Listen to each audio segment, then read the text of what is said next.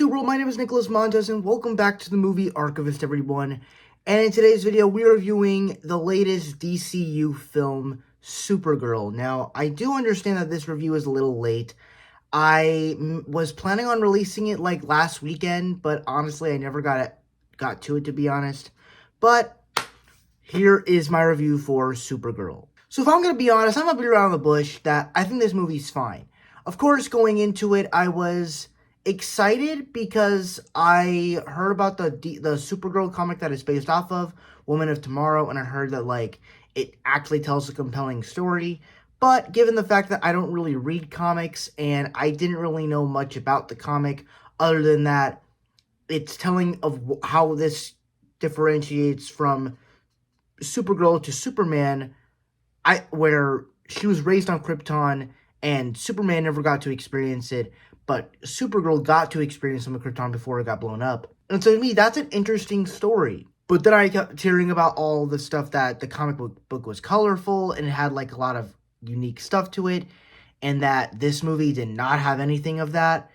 And I can't really judge based off the comic book because I never read it. Now, would I want to read it now because I've heard that it's such a great comic book? Maybe, in due time. But what I will say for this film is, I thought it was good. Now, it might be my least favorite DCU project or my least favorite DCU movie, but it was good. People saying that it has a terrible script, a terrible acting, and terrible story, just terrible everything. I don't really know if I could say that, because I think there's a lot of things here that really work.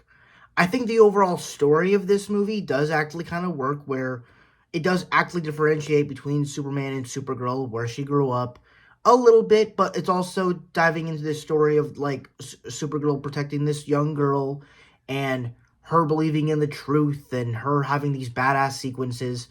It's really cool.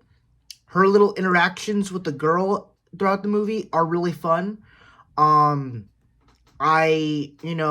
like the message where, she's hopping from planet to planet and she's just drinking herself to death because of, her planet being destroyed. Though I do wish they could have gone a little bit into that. And then, of course, I think probably the big standout here is the action, where, now I will say there are parts of it that do look uneven, but there are action sequences in this film, lots of cool set pieces that I think are really cool and fascinating.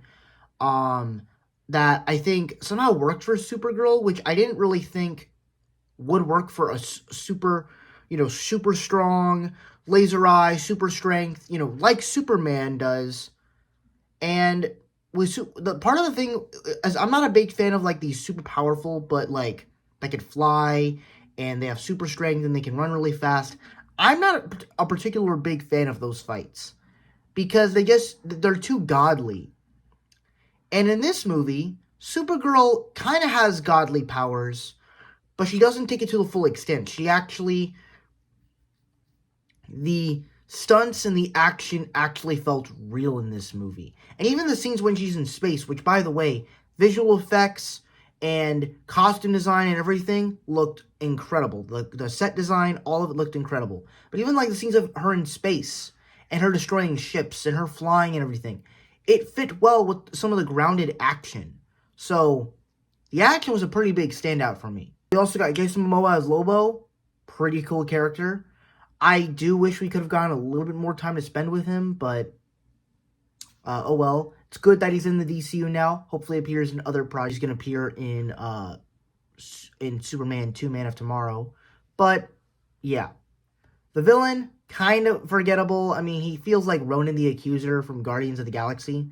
But that's also what this movie feels like. It feels kind of like a extended version of what Guardians of the Galaxy would be. And that's not saying it's bad or anything, but, I actually do kind of like it. So yeah, now, do I really have any negatives with this movie? I just kind of wish this movie was more.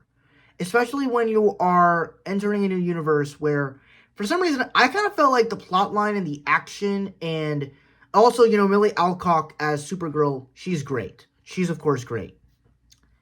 The action consistency, the humor, all of that felt a lot more consistently compared to Superman, where Superman kind of felt, too kindly, but at the same time, it never handled, like, actual threats right. This movie kind of does better. Like, I still think Superman is a better movie, but there was something kind of a little bit better about it, but I still think Superman's a better movie. And then likewise, I just felt like it could have been longer. Maybe it could have been longer, but overall, it's kind of a film that you kind of forget about, but it is still pretty entertaining. So overall, I'm going to give it like a B, and I'll give it like a 7 out of 10 on the entertainment score. So that's my mini review for Supergirl. Thank you guys so much for watching. I really hope you enjoyed. Don't forget to like, comment, and subscribe. And I'll see you guys in the next video. Peace.